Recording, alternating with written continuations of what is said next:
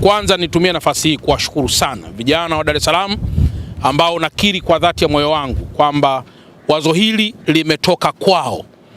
Walichokifanya kwetu sisi kama wazee wao wa mji ni kwamba namna gani tunaweza tukawasapoti zaidi katika mawazo yao ili kuweze kutuzalisha jambo ambalo ni jema zaidi. Kwa hiyo tarehe 14 mwezi wa pili mwaka 2026 tunakusudia sasa kuwa na IST Festival, lakini malengo yake makuu ni kitu gani? La kwanza, mtakumbuka kwamba wa Dar es Salaam tumemaliza masuala ya uchaguzi, lakini zaidi pia tumeingia mwaka mpya, na kwa mantikio hiyo ni staili mojawapo ya kuanza kufungua mwaka mpya mwaka 2026. Lakini jambo la pili ni hamasa pia kwa vijana mbalimbali na hamasa kwa wote wanaomiliki IST. Tuna zawadi za zaidi ya milioni 100, na kwa mantikio ni kwamba kwa wale wote ambao watafanya vizuri, tumekushapanga pia na ofisi zetu kwa kusaidiana pia na vijana, hatutaogopa wala tutasita kumuongezea mtu IST mpya kwa mazoezi au kwa kazi ambayo atakuwa ameifanya kwa siku hiyo. Lakini hiyo namba 2, IST Festival itaambatana na matukio mengineyo. Kutakuwa kuna matukio hapa mbalimbali ya kujiachia, ya kufurahia, lakini zaidi pia tunazungumza na JKCI, hospitali kubwa ya moyo, ambao pia ni miongoni mwa watu ambao watafadhili pia jambo hili, ili kuwe pia na angalau session ya madaktari bingwa wanaoweza pia kushiriki kuchunguza afya za baadhi ya watu ambao watafika katika maeneo yetu.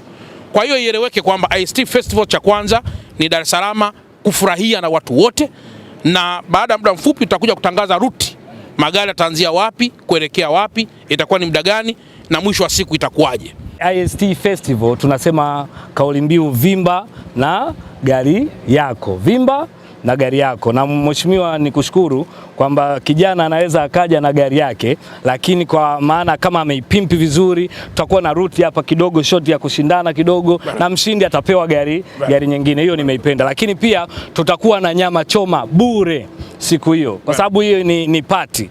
Yani imekaa mashindano kufurahia kama mkuu wa mkoa alivyosema, ni party. Kwa hiyo nyama choma kwa wana Dar es Salaam na Watanzania wataotokea sehemu nyingine wote kuja hapa Coco Beach, nyama choma itakuwa ni bure kabisa. Umeelewa? Kwa hiyo njoo, lakini ikumbukwe pia ni siku ya wapenda nao.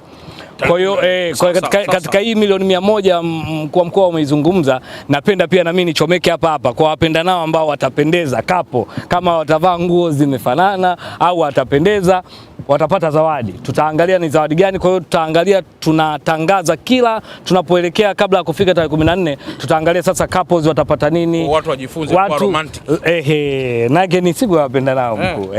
Kwa hiyo sasa Watanzania wote, hii ni fursa kwenu, tuje tupate, lakini cha msingi tutakuwa na burudani ya wasanii wa aina tofauti tofauti, singeli, la taarabu, bongo flavor, yani ni party siku hiyo. Kwa hiyo IST Festival imejumuika na mambo mengi sana. Watanzania wote karibuni, itafanyika hapa Coco Beach tarehe 14. Karibuni sana.